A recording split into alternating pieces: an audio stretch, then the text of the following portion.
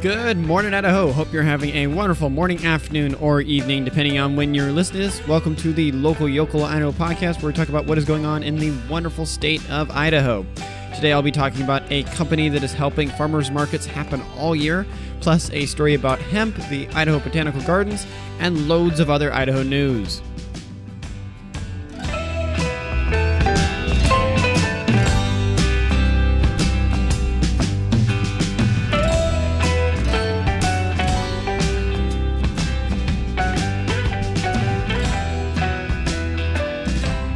Hey, glad to have you here today. Please join me for the morning banter where I get to chat with you guys a little bit before we get into it. But I understand if you're short on time and prefer to skip the banter, you can use the timestamp that's in the description to get right over to the stories. With that said, and for all those that stayed, hello. Hope you're having a wonderful week. This last week, I most certainly did. It was less busy than I expected. Granted, the rain was interesting to say the least. The weather in general just this last week was interesting. It was cooler, which was nice, and I'm not going to say no to that, and it's always a blessing whenever the Lord does that. But there were several days there where it rained, and I think I put a tweet out on Twitter where it was just so humid that I will be working on something, and then I stepped out of the house or the room or whatever, and I was like, yeah, no, I'm going back inside. I did not need Missouri or Tennessee type of weather. Just nope, no, thank you. I did not need this. This is Idaho. It needs to dry out. It needs to not be so humid. Granted, that one lightning storm we had towards the latter half of for the rest of the state, but the Treasure Valley, that lightning storm was so pretty to kind of see. And I was over there and noticed when it was happening on Friday, and to kind of see it rolling through, almost got hit directly with it. And it was kind of crazy to be sitting there and seeing it overhead going off, and then kind of being driving underneath that storm cell and everything. It was just crazy. It was beautiful. God is amazing in the way that he designs things, including the weather and things. This world is just such a beautiful place. With that said, a little bit of a side ramble, and I know we've talked about it, but In-N-Out, I saw some stuff that made me kind of take a little bit of a double take, because if anyone's noticed when I've recorded it, I'm interested, I'm excited to see In-N-Out's coming, but I've had some reservations, we'll put it that way, where I'm like, there's a lot of great burger places in town, and I really enjoy, and they're tasty, and they're good, and everything, but I saw some people posting some footage about In-N-Out or something that showed up on my social media feed or whatever, and it kind of piqued my curiosity to be like, maybe I've had the wrong thought about In-N-Out. Granted, we'll see how the food tastes when they finally, build a place here, and once that's finished and everything. I think that's in October, November or something, whenever that's supposed to be done. But that I saw that they will put verses on all they'll hide little verses, Bible verses on their packaging and different things. And then that got me thinking, wait a second, are they like Chick-fil-A, kind of the Christian company? Are they closed on Sundays or whatever? And then I went and looked it up. Yeah, they are closed on Sunday. I was like, So I went and did a little bit more digging, and they kind of give to Christian nonprofits and different things.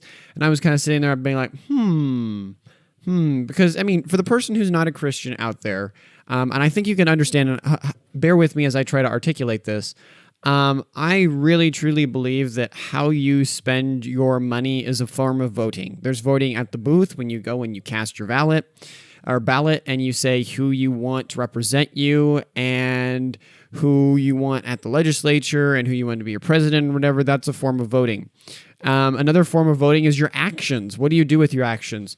If you say that global warming is an issue, but then you go and fly on a lot of private jets, and you are in cruise liners and yachts that burn all this oil and fuel and different things, well, your actions are saying something other than what you're preaching. If you really, really believe that it's the end of humanity and the earth is going to end, then you probably wouldn't be doing all that. You would be going in more economy-based or buses or different things, trying to lower the amount of carbon footprint you're doing.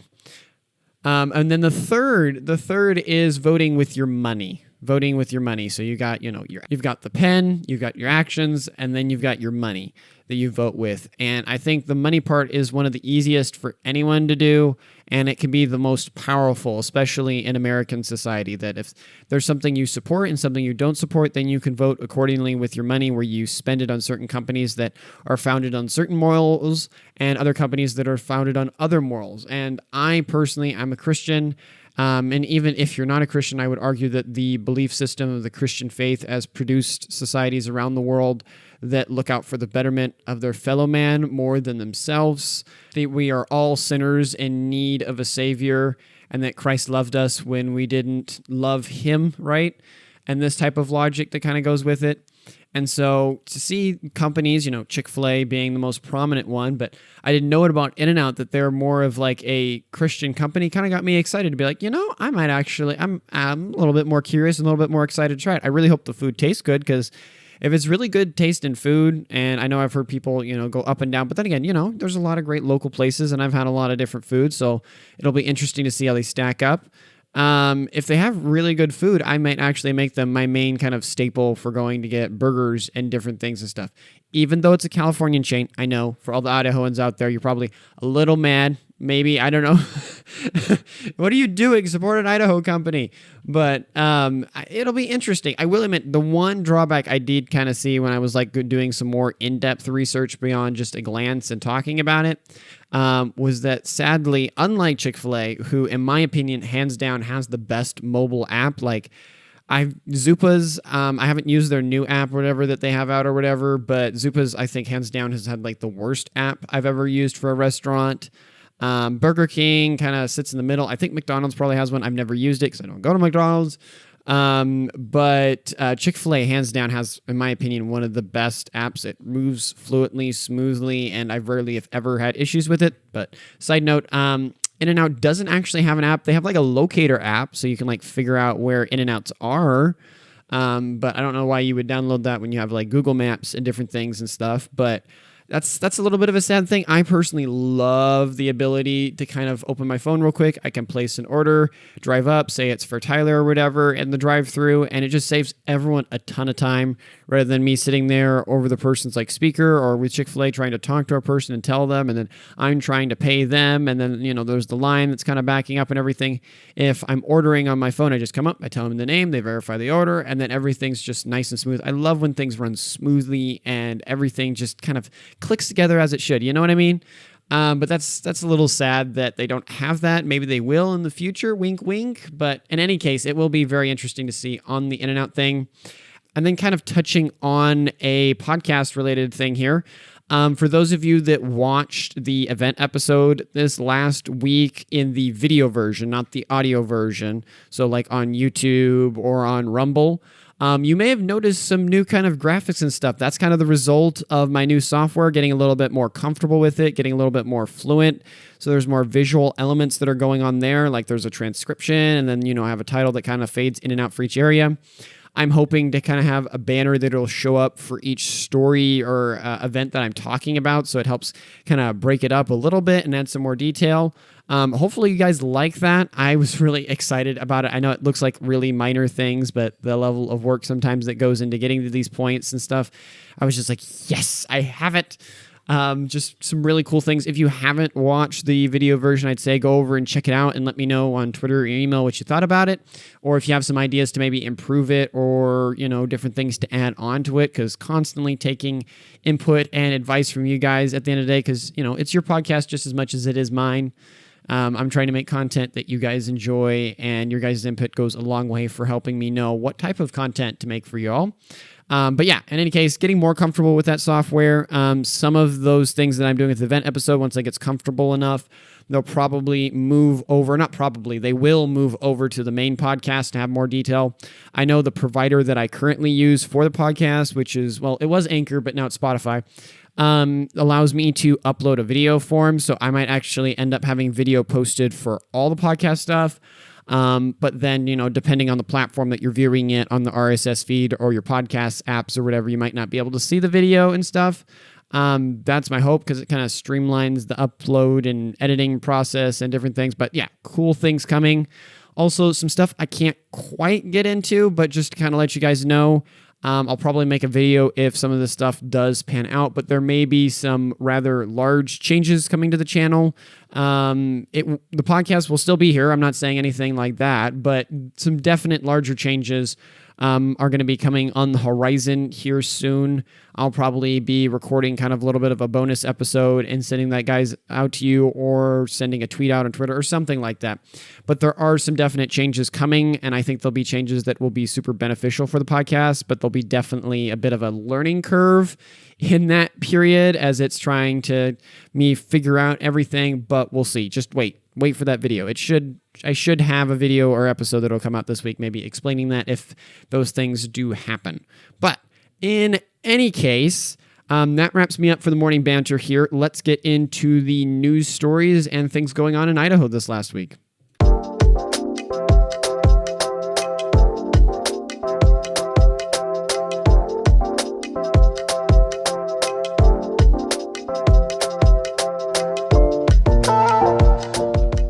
Moving into the news here with our first story, year-round online farmer market. This comes by the Boise Dev by Ann Daly. I think everyone listening loves farmers markets, and they're a blessing for all the local businesses out there just getting up on their feet. Well, I have a story here about a new company that might be making them even better for everyone. The name of the company is Reko, R-E-K-O. They were founded in 2018 by a group of farmers and ranchers here in the Treasure Valley who wanted to provide a year-round access for local food. The concept is simple. Customers can place orders each week for goods posted on Reko's website. Then they can pick up their orders at one of the 8 designated pickup spots across the Treasure Valley. Produce and goods available through Reko include dairy products, coffee, pasture-raised pork, pasture-raised chicken, wild-caught salmon, sourdough bread, granola, honey, fruit, vegetables, eggs, and much more. The main thing that sets Reko apart from traditional farmers markets is that vendors only arrive at their pickup spots with pre-purchased goods.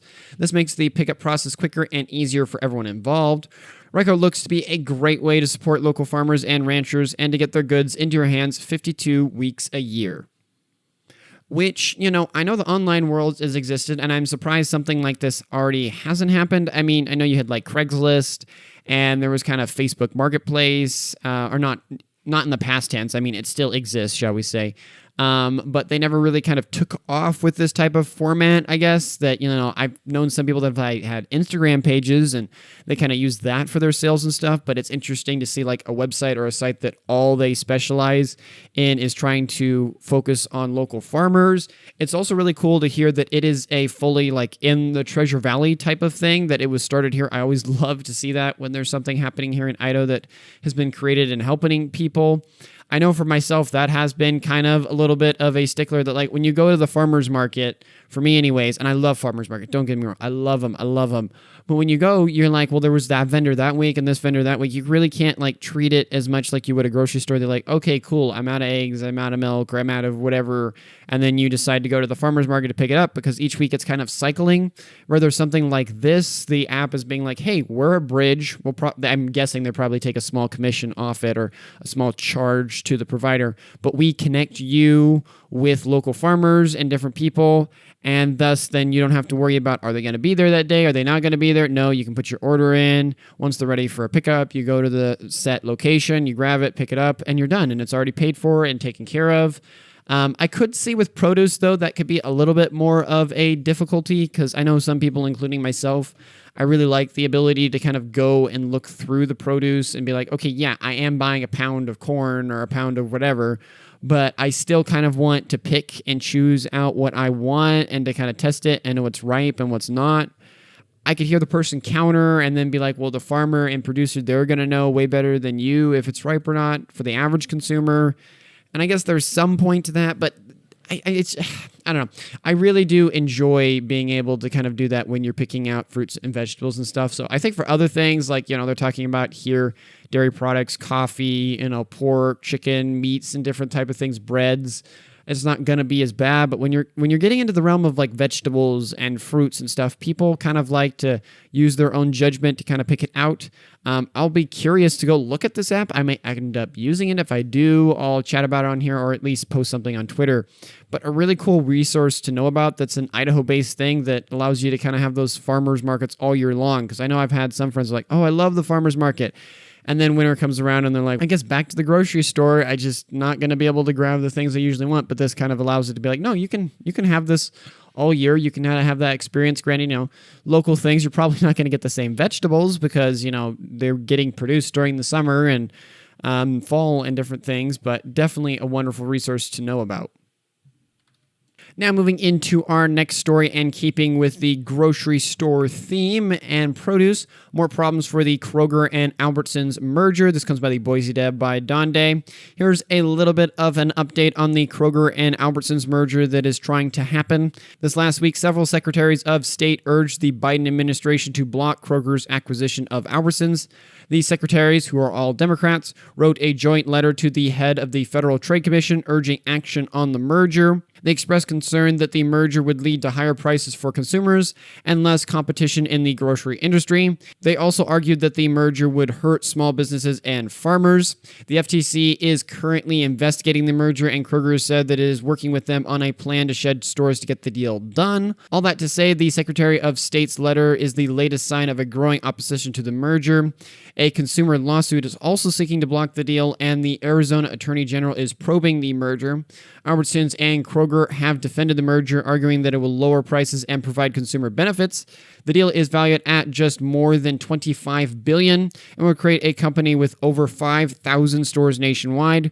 Kroger hopes to close the deal early next year. Which I go back and forth on this. I will admit my position is I don't think this is great. I heard this and I was like, come on. That I try personally to stay away from like Walmart and Costco if I can help it, shall we say, and try to do stuff with, I know Fred Meyer is Kroger, but like Fred Meyer and Winco and Albertsons. The reason I do stuff with Fred Meyer is I've had friends that have worked there, and Fred Meyer, for all intents and purposes here in Idaho anyways, I don't know about like the Kroger stores back east or whatever, but they do a really great job of trying to make sure to buy from local producers and people in the area. So if you go into a Fred Meyer, there's a high chance you're buying something that was at least, produced here in the Northwest or somewhere here in the Treasure Valley or Idaho or something. So I will go to them, but I do really like Winco, that Winco isn't this big, huge brand company, and people who work there get shares in it. It's, employee owned. And I liked how Albertsons, that's a Boise, Idaho company that's been here for years and years and years. Granted, I will admit, as we've been following the story and kind of reading it, I know Albertsons is in a considerable amount of different debt from what I've heard. And part of the reason that they were taking this merger is to try to alleviate that debt and buy into another company that's kind of doing a lot better to try to bolster themselves and keep themselves afloat, especially with the tide of the coming economy and stuff. So on the one hand, I'm like, I don't blame Albertsons if they're sitting there looking at their pocketbook, they're looking at the amount of money and different stuff they're making and being like, really, it's probably best if we sell out or get someone that can help us with this debt. We can be in a larger supply chain. It distributes the load across. Our costs will be lower because we'll have a bigger purchasing size. And Kroger's just like, this gives us a huge, giant footprint already in the Northwest where we didn't kind of have it, where we've only got a couple Fred Meyers here and there. But I don't know. I go back and forth. I know they're like, hey, we'll get rid of, some more stores in the merger, FTC, so we can get this all done or whatever. But Albertsons kind of did that with Safeway or whatever. And that didn't work out well. That cool, they did, but then those stores weren't able to stay on their own 2 feet. And then eventually they had to sell, and then Albertsons just bought them back into themselves, and it just became Albertsons again. And so, yeah, they got the merger through, but at the end of the day, they still had all the businesses, and it was this bigger thing. And I feel like that's kind of the same argument that could be said here about Kroger and the fear I have, that it's like, oh, yeah, we'll do this deal. Cool. And we'll sell this many different, not restaurants. What am I talking about? Grocery stores or whatever. And then that won't make us anti-competitive. Well, then those other stores cut off from the kind of mother plant, they're going to eventually die. And then you're going to buy them back up. And then they're all just going to become one thing again, which doesn't do any good. And you could say, well, we'll make rules or whatever so that when we sell those businesses off or those different grocery stores, right, we can't buy them back by rule, that we can't, but someone else has to buy them. But then say those grocery stores do go under and then they're looking for a buyer, but there's no one that really wants to buy that grocery store. and then you've just completely lost a grocery store in that area that was really helping and feeding the community. So it's this vicious cycle where I understand on the one hand, you want the free market to do what it's going to do and consumers can decide what they want to buy or not. But one of the drawbacks of capitalism is that anti-competitive and monopolistic kind of practices do crop up, and regulatory bodies and things need to be there to kind of counteract that one major glaring flaw that does happen in capitalism, to kind of keep these businesses constrained and be like, no, yeah, that's great for profit, but that is not great for society. That's not great for the better good of all of us that live in this community. And like I've talked about before on the podcast, government has its place and rules do have its place. There's the role of the church, there's the role of the government, and the role of the government is to look out for and protect society and give all people hopefully a equal-ish ability to thrive and be safe in society. And one could say, well, what does that have to do with grocery stores? Well, if you're, sitting there and that grocery store goes out of business in that area, or the prices keep going up, is that really good for the flourishing of society? I wouldn't say so. One of the fundamental things you need in society is like cheap energy, so everyone can keep their house warm, right? Enough fuel to do that, because all modern societies and even societies in the past need fuel to do so. And then also food. And I'm not saying the whole burden of proof is on the government to know what to do for food for its populace, but it is definitely a part and a role in the government and in our governmental policies and different things to try to make sure that our society has the food it needs so that it can live and it can choose and survive in the way that it needs to. Any case, all that rambling aside, thought I'd give you guys an update of what's going on about it. Personally, I don't think it should go through. I'm hoping it doesn't go through. I hope Albertsons can figure out some different ways to kind of get around the issues they have rather than a merger. Kroger already has Fred Meyer.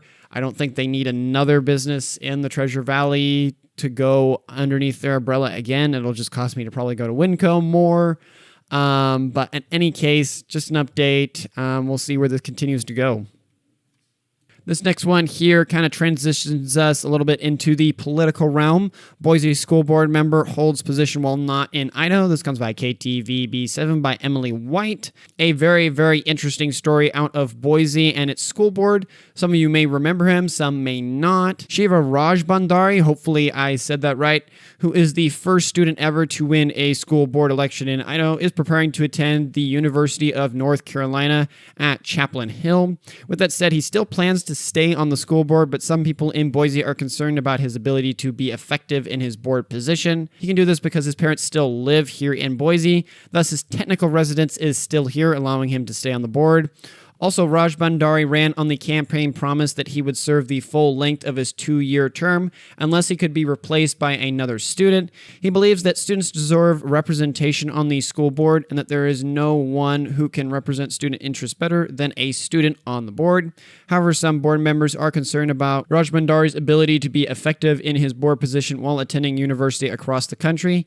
They believe that being a full-time college student will make it difficult for him to serve all the stakeholders in the school district adequately. Rajbandari plans to attend all school board meetings virtually and to stay connected with Boiseans as he attends the university. He believes he is a highly qualified individual and that he will be able to make a difference in the school district even while he's away at school. The Student Advisory Committee, while impressive, falls short of how student involvement can affect the school district, Rajbandari said. He believes that students deserve to have a direct voice on the school board and that student advisory committees don't provide that. For context, Rajbandari's term will end in September of 2024. Which, for those of you that listen to me on Twitter, you probably saw me tweet about this story when it first came out. A little bit frustrated on it. This gentleman, I guess for a little bit of context, for those that don't remember, I know the main reason I remember is because I saw his face on the article and different things. But when Brad Little eventually, we'll put it that way, signed the House bill, I think it's 7172, which makes transgender treatments on minors a felony or a fine or basically just illegal in the state of Idaho. He just went on to Twitter and lit them up like crazy, or not them, I should say, but Mr. Little lit him up, and it was not the friendliest of terms. It was very vulgar. It was just downright disrespectful, shall we say. Even, I disagree with many politicians, but I wouldn't go nearly that far, shall we say, because it's just not right to do. But he did do that, and he got a lot of flack for that because he also is a public figure represented on a board for, children, school, and all that and everything. And he was going on and on about LGBTQ rights and abortion and different things, yada, yada, in his tweet about that. And then the thing that just kind of made me a little frustrated, shall we say, when I saw this article is cool. He goes on and on and on about how it's important that, there's LGBTQ rights and blah, blah, blah, and representation and all these things. But then once he gets a bit more scrutiny, because I will admit, when that story broke, he got a lot more public attention than he would have otherwise. Now it just seems like he's kind of running away from that a bit. Granted, I will say, like, reading the article, it makes a little bit more sense. Okay, cool. He's graduated. He wants to go to college. He's going to go to college in the University of Carolina, all that, North Carolina. And I don't know all the dynamics, but I would personally say, man, just step down. Step down from your position. I see what you're saying. Like, yeah, you can technically hold this position. Legally, you have the grounds to do it. I don't know if the board can, vote him out of the position or whatever. And part of his argument is that, having a student on the board to represent students, well, the problem then becomes with your argument, sir, is that you're not a student anymore. You're saying you need to be on the board to represent students, which, okay, that's a fair argument to make and to be, representing and everything and like that. But you're not a student anymore. You've graduated. You're going to college. And so your argument is that another student could replace you, like I talked about earlier. Now, when I was listening to the interview that KTVB7 had with him, his response for that is that he didn't feel that there was any student at the school that could fill the role better than him. And I'm like, okay, cool, but that underrides your other argument. What you're saying then is that, yeah, the students can't represent themselves, so I need to represent them, but I'm not a student. But a student should represent them. It's very, very poor backwards logic, and it really does not make any sense personally. And I think deep down there's a part, like, I'm guilty of this, graduating and different stuff that you're wanting to hold on to what was and what you did and what you represented and all these different things. But, there's a chapters for life. There's periods that we have, and then we close the book and we move on to the next one. That would be the generous side. There also could be just the other side that the guy likes power. He likes having authority, and he has that power and authority, and he doesn't want to give it up. That's something that happens a ton in politics, where people, for good reasons, get involved and then kind of power corrupts, shall we say, and they don't want to let go of it. So that might be another situation here. It will be interesting to see how the school board treats it, also how the public, you guys there in Boise, I don't know if you knew about this, now you do. If you're going to go and start writing the school board to be like, hey, he shouldn't be there, yes or no.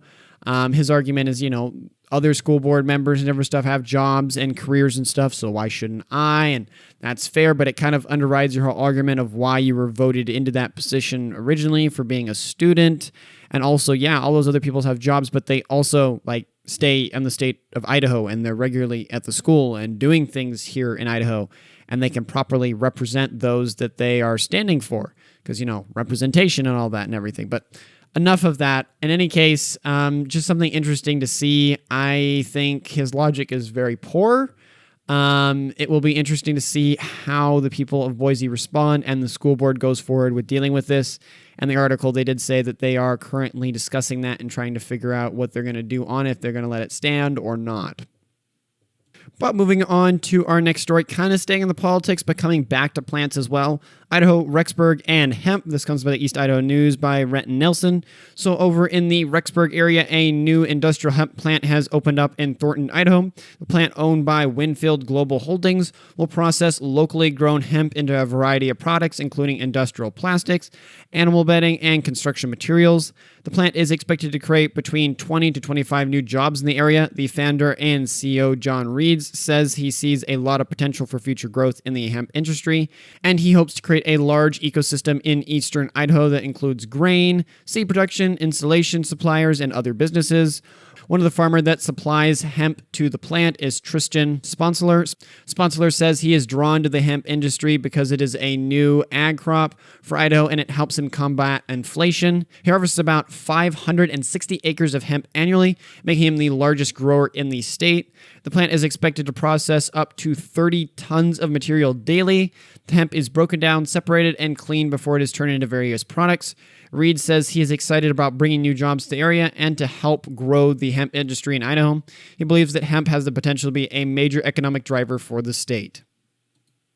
Which, full disclosure, when I'm talking about this, my understanding of hemp is very limited. I do know that legally there have been some holdouts or restrictions or wavering about it because it does have some drug-like properties where you can do things with it that are not the best, shall we say. But also on the flip side, I have heard the benefits that it's an amazing insulator, that it was used and I think maybe still used over in Ireland a ton for different ropes and cordage and insulationing and thatching and all sorts of different things. I'm probably butchering this heavy because my knowledge on hemp is very low. I think this last legislative session, don't quote me on it, that it was made legal in Idaho, and that's why you're kind of seeing this growing of it. Because I remember a while back it wasn't, and I had some friends, shall we say, that were older that wanted it for more of its medicinal properties to try to help with some pain and different issues, and they were kind of frustrated that it wasn't available for medicinal uses. I'm guessing, since we're hearing about this, farming and different things that's occurring over there in East Idaho, it's not. I am not particularly against, shall we say, some drugs, shall we say, but I would say we have to be careful when you understand the level of addictiveness of a thing, right? Be it alcohol, be it a drug like weed, or in this case, hemp or something. You have to sit there, and I think, if we're going on the weed example, I will never, ever, ever, ever vote that it should be recreational in Idaho, ever. But I don't think Idaho should make it illegal for doctors to prescribe. If a doctor sits there and says, yeah, there's medical studies that show that this will help you and it will achieve the goal that it needs to achieve, right? And he writes you a prescription. And that's kind of the counterbalance that, hey, we understand this drug can be a little bit addictive and it has problems and issues, and you have people have tendencies to abuse it. And that's why you have to get a prescription to get it, right? You just can't buy it over the counter, and you get a regulated amount of it. So you just can't have a free flow of what you want of it. And I think same thing with hemp in the medical industry and stuff should be the same way, that I'm not opposed for it being made illegal if, a doctor can truly show that, yeah, this does have legitimate scientific paper proven uses, that this can help people and it can be the medicine they need to improve and live happier, God-fearing lives. Then cool, let's allow it to be something that doctors can prescribe, but not recreation. Not at all, because I don't think our society as a whole is really great at handling stuff like that right now. Over time, we've seen throughout history, we've learned as a race generally how to handle, be it smoking or alcohol in responsible ways. But I don't think the United States society is really ready to have that type of governor. So prescriptions, I think, are a great way to go forward with that. It was something that it was interesting to see that's going on over in Eastern Idaho. I'm really, really curious if you guys have some thoughts on it or have some experience with, hemp industry or know things about it more than I do, then please send it over. I'd love to hear what you have to talk about it. Shoot me a text over on Twitter or, email or whatever. But yeah, it's interesting to see happening. It'll be cool to see how that all plays out and if it is a beneficial thing for the area or a non-beneficial thing. Now, lastly, we come to our last one and our fun one. Idaho Botanical Garden looks to expand. This comes by the Boise Dev by Sydney Kidd. For those plant lovers out there, which I am one of them, and those that are in Boise, we have some new news about the Idaho Botanical Garden. They're planning a major expansion. Now, before we get into about the expansion, here's some background. The gardens are located in Boise and are home to over 14,000 different types of plants. Plus, the gardens regularly host over 1 million visitors every year. With that said, the garden is planning a major expansion that would cover approximately 32 acres of space. The 3 phases of the project would include up updates to the welcome area, central, and hillside gardens. The first phase would focus on the entry area. It would be shifted to the west away from the outlaw field and would include a newly constructed visitor and administrative building, bike parking, and a parking lot. Then in phase 2 and 3, there would be a focus on the interior of the gardens and areas within the botanical garden. The central garden would get a new building with restrooms and a cafe. The eastern hillside would get a new trail system, and a new sensory garden with a renovated meditation garden would be created. Now, in the third phase, the previous back of the house area would be turned into the Treasure Valley History Garden, which would focus on local vegetation, plus a new snaff area would be located to the south and would consist of a new greenhouse, maintenance shop, material storage, and a lay-down garden. All that to say, the garden is working with Erstad Architects to plan and hopefully get the project done. Which, this is really, really cool. I know as a gardener, I love plants. I love them so very much. I love gardening, the green, and the beauty that they bring me. I mean, in my room alone right now, I have tons of different houseplants and stuff so that when winter comes around, I still have greenery around me. There's something really special about looking out your window in the morning, especially in the middle of winter in Idaho when it's like either raining or especially when it's snowing. And you have your houseplants, just this green growth all around you, but then you can look out the window and see the snow flurrying around. There's a really special feeling that comes with that and a certain amount of joy while you're sipping your tea in the morning. It's wonderful. Anywho, I'm getting sidetracked. But with all that to say, as much as I love plants and everything, I have actually never been to the botanical gardens here in Idaho. I have been up to the one there in Moscow. Very, very pretty for those that live up there. You probably know about it, but highly recommend going and dropping by the botanical gardens up there that the college has. They're so nice. But I actually haven't been to the one that's the closest to me, the Boise one here. I need to go. I've seen photos and stuff. Maybe we'll make a full video about that, working towards that direction. But it's really cool to see they're kind of expanding it here. I think the coolest part for me was that they said that they're going to be adding, what was it here? A Treasure Valley Historical Garden that focuses on like local vegetation and stuff. I know I've seen some places that have done like, hey, here's native plants, and it's usually the most boring area of the garden. I mean, don't get mad at me. I love plants. I've just established that, but sometimes it can be the most boring. But it will be kind of cool to see how that plays out, especially kind of the type of plants that are in the Boise Treasure Valley, because we don't get to see the native ones quite as much because a lot of it has been developed. I mean, the Treasure Valley is probably one of the most developed areas in the entire state of Idaho. So it'll be interesting to see what plants they have there. I'm really curious.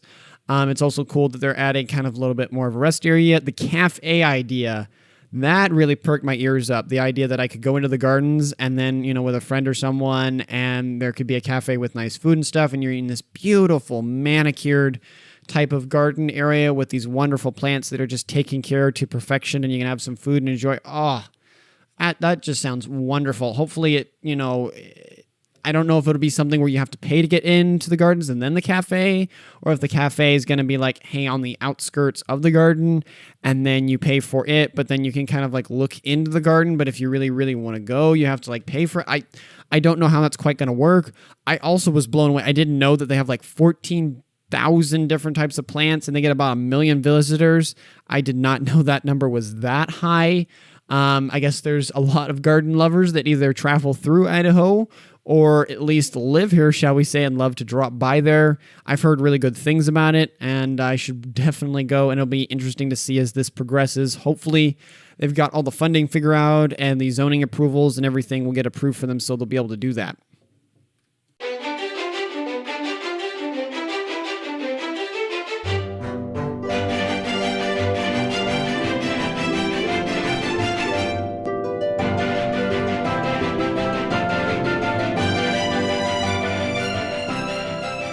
Now, moving into the Quickies. These are stories that didn't make the cut for being a full story, but still info that I think you guys wanted to know about.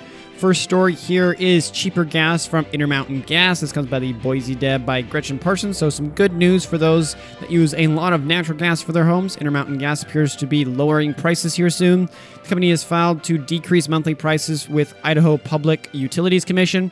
If approved, the average residential consumer would see their monthly bill drop by 19.3% or $11.96. The average commercial consumer would see a decrease of $72.88 or 24.4% per month. The decrease is a result in a significant decrease in estimated gas commodity costs for the upcoming year. If the PUC agrees to the request, the decrease will be effective beginning October 1st. Next is flooding in the Treasure Valley. This comes by KTVB7 by Tracy Binghurst and Alexandra Dugan. As many of you remember, this last week we got a lot of rain here in the southern part of Idaho, mostly due to Hurricane Hillary that hit the west coast. Well, for those in Boise this last week, you probably experienced some flooding. The storm dropped about 3/4 of an inch of rain in the first 25 minutes in Boise. There was a flood advisory and a thunderstorm warning issued in Ada County, but was lifted about 9 p.m. There was also a flash flood warning issued for areas near Crouch and Lowman in effect until midnight. There were also several power outages throughout the area. According to Idaho Power, 156 people were impacted near the Boise airport, 38 people impacted off the Victory Road and Cole Road area, 43 people impacted near the Emerald Street and North Cole Road, 20 people in the north end, and 168 people were impacted in the downtown Boise area. Ada County Highway District reminded people to be careful when navigating flooded waters.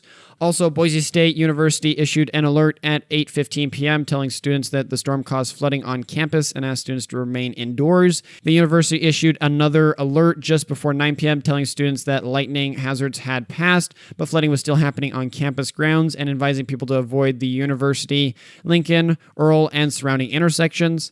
ACHD asked people to check their nearest storm drains to prevent flooding and to be aware of downed trees and heavy flooding.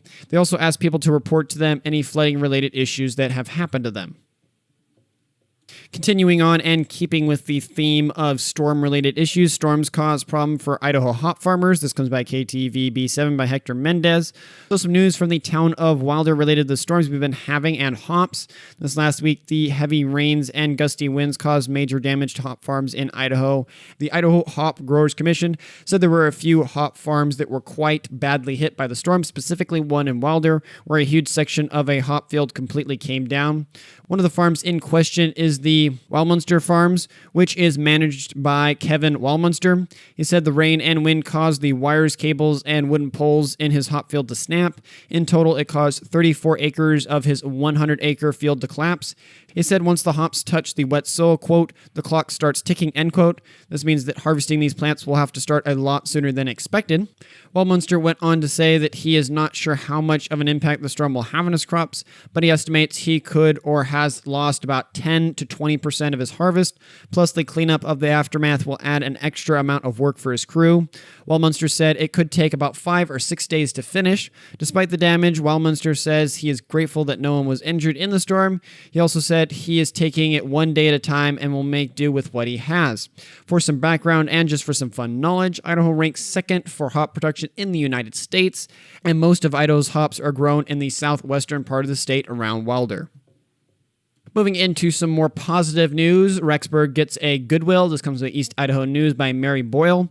For those of you looking for deals on clothing and from a trusted source, here's a story for you. Goodwill is going to be opening a new store in Rexburg this coming month.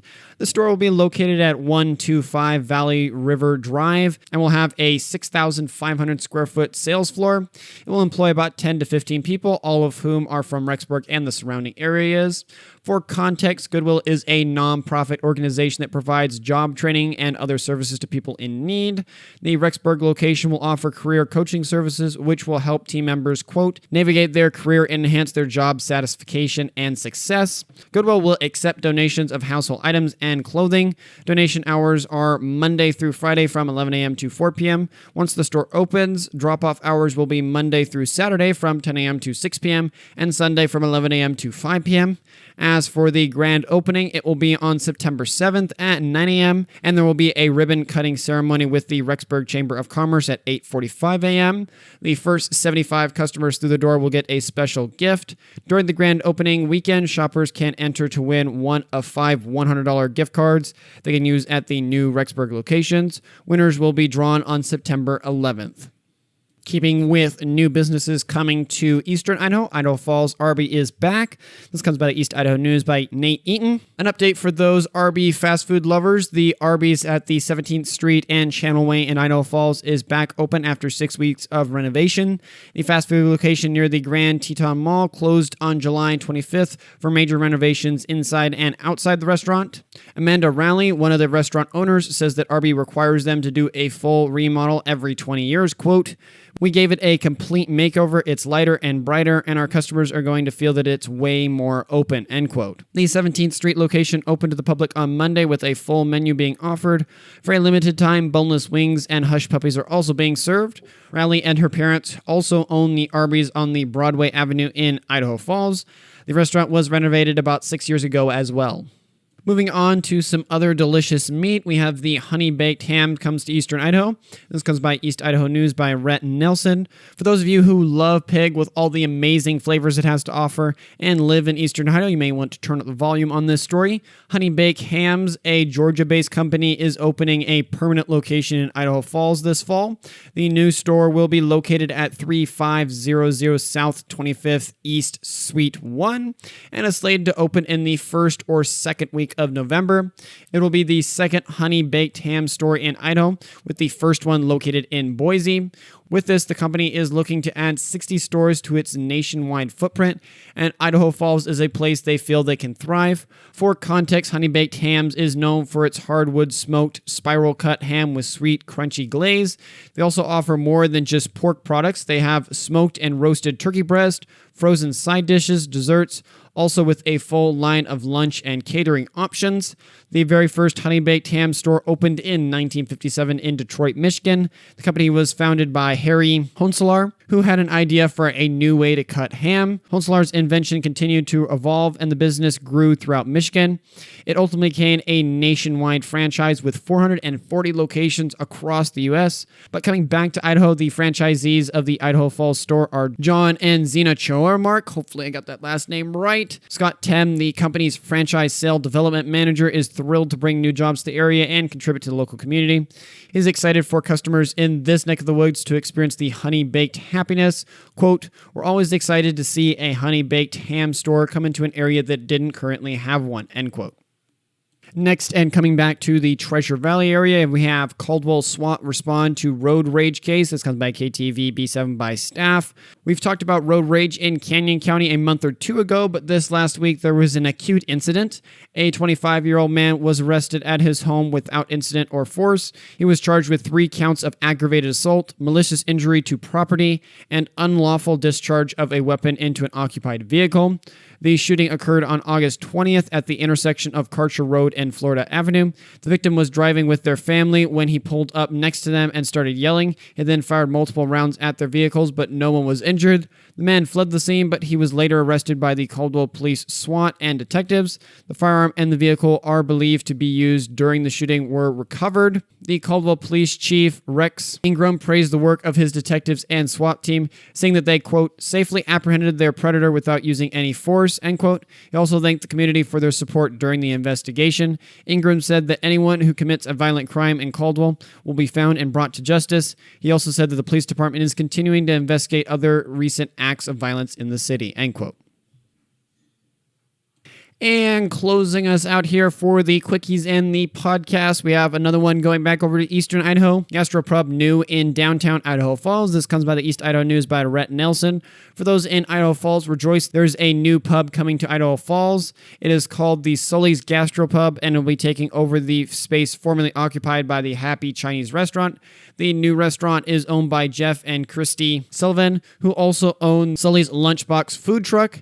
The menu at the Sully's Gastro Pub features a variety of dishes, including burgers, sandwiches, Japanese and Asian dishes, and much more. Some of the most popular items on the menu include a blue burger, the royal burger, and the marinara with spaghetti and Italian meatballs. The restaurant also has a full bar with beer, wine, and cocktails. Jeff Sullivan says he wanted to open a restaurant in downtown Idaho Falls because he likes the idea of having a permanent location. He also says he was drawn to the building because it has an early 1900s feel to it. The Sullivans are excited excited to open Sully's Gastro Pub, and they hope to become the best restaurant in town. They are open from 11 a.m. to 9 p.m. Tuesday through Thursday, with 10 p.m. closing time Friday and Saturday.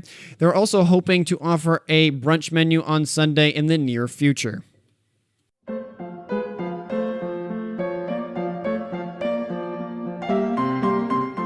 Thank you for listening to the entire podcast. I sincerely hope you found it enjoyable and valuable. If I missed any important points or provided incorrect information, please feel free to reach out to me via email at localyocalidaho2022@gmail.com or on Twitter by tweeting me at localyocalidaho. As a one-man show, I might not be able to cover everything, but I do my best to cover the most interesting and important stories. Thank you for your continued support and assistance. That's all for now. I wish you a fantastic rest of your week. Godspeed.